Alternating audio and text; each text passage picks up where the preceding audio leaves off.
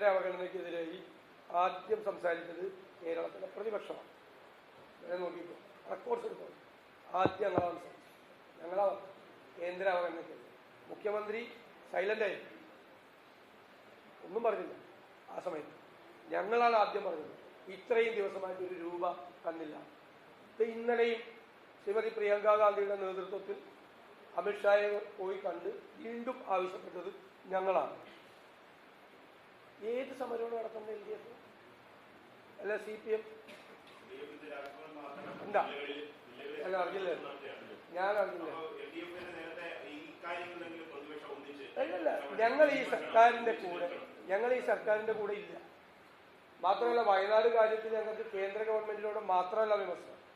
ഈ സംസ്ഥാന സർക്കാർ എന്താ ചെയ്തത്? ഇത്ര ദിവസമായിട്ട് എന്താ ചെയ്തത്? അവിടെ സമരം ചെയ്ത യൂത്ത് കോൺഗ്രസ് പ്രവർത്തകരെ തല്ലിച്ചതച്ച എവിടെ? സ്ഥലം എവിടെ? ഞങ്ങളെല്ലാം 100 വീടിന്റെ പണമായിട്ടിരിക്കുകയാണ്. മുസ്ലിം ലീഗ് 100 വീടിന്റെ പണമായിട്ടിരിക്കുക. ഞങ്ങൾ 100 വീട് വയ്ക്കാനിരിക്കുക. കർണാടക ഗവൺമെന്റ് 100 വീടായിട്ടിരിക്കുക. യൂത്ത് കോൺഗ്രസിന്റെ 30 വീടിരിക്കുക. എവിടെ സ്ഥലം?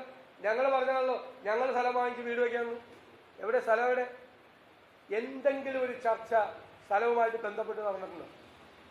സ്ഥലം പോലും എടുത്തിട്ടില്ല വീട് വയ്ക്കാൻ ഇത്രയും ആളുകൾക്ക്. അവിടെ എന്നിട്ട് ചീത്തയായ ഭക്ഷണ സാധനങ്ങളും കൊടുത്ത് അവിടെ ആളുകളെ കബളിപ്പിച്ചുകൊണ്ടിരിക്കുകയാണ്. ഒരു പുനരധിവാസ പ്രവർത്തനങ്ങളോട് നടക്കുന്നില്ല. എല്ലാം മന്ദഗതിയിലായി.